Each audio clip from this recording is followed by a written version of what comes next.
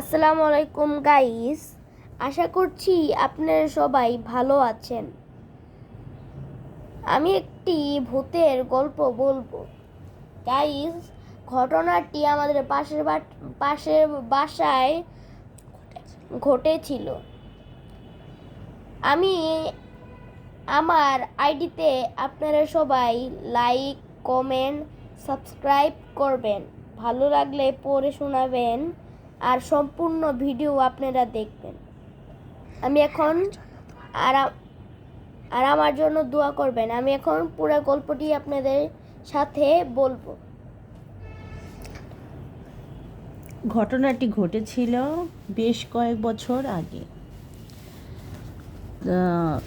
তখন আমাদের পাশের বাসায় একজন ছেলে থাকতো। সে একটু নেশাগ্রস্তই আর কি ছিল, বড়লোকের ছেলে তো সেজন্য আর কি। সেখানে একজন মানে ভাঙাড়িওয়ালা মাঝে মাঝেই যাতায়াত করতাম। ওই ছেলে নেশার জন্য ভাঙাড়িওয়ালার কাছ থেকে টাকা দাবি করেছিল। তো এক পর্যায়ে টাকা না দেওয়াতে সে হলো তাকে কোনো ভুলভাল বুঝিয়ে বাসায় নিয়ে আসে এবং তাকে এক পর্যায়ে ধস্তাধস্তি করতে করতে তাকে মেরে ফেলে তাকে 3 টুকরো করে। এটি তার বাসার কাজের মেয়ের সাহায্য নিয়ে বাসায় 3 টুকরো করে করে করে তারপর এই লাশ কোথায় গুপ্ত করবে সেজন্য আরেকটি রিকশাওয়ালা ছেলে একটু অসহায়, মানে একটু বুদ্ধি প্রতিবন্ধী ছিল। তাকে বলে যে আমাদের এই ময়লার ড্রামটা তুমি কি নদীতে ফেলে আসবে?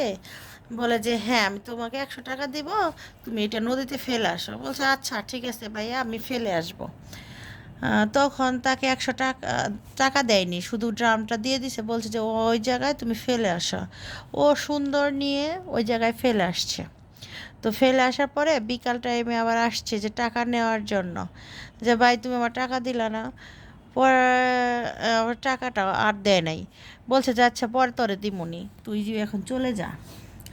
সন্ধ্যার সন্ধ্যার একদম সন্ধ্যা হয়ে গেছে, তখন ওই নদীর ধার দিয়ে অনেক লোক হাঁটাচলা করে। তো তখন তারা দেখতে পায় যে একটা অনেক পরিষ্কার পরিচ্ছন্ন একটা ড্রাম পানিতে ভাসছে।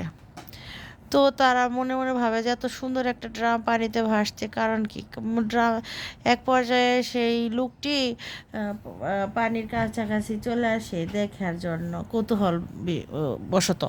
তখন দেখে যে ড্রামের মুখটা একটু খুলে গেছে। খুলে যাওয়াতে একটু একটু কেমন যেন একটা দেখা যাচ্ছে, মাথা মাথা টাইপের। তো তারা ভাবছে কি এই তখন তারা হলো পুলিশকে খবর দেয়। পুলিশকে খবর দেওয়াতে ওর তৎক্ষণাৎ পুলিশ আসে, কারণ ওই বাসার কাছেই পুলিশ স্টেশনটা ছিল।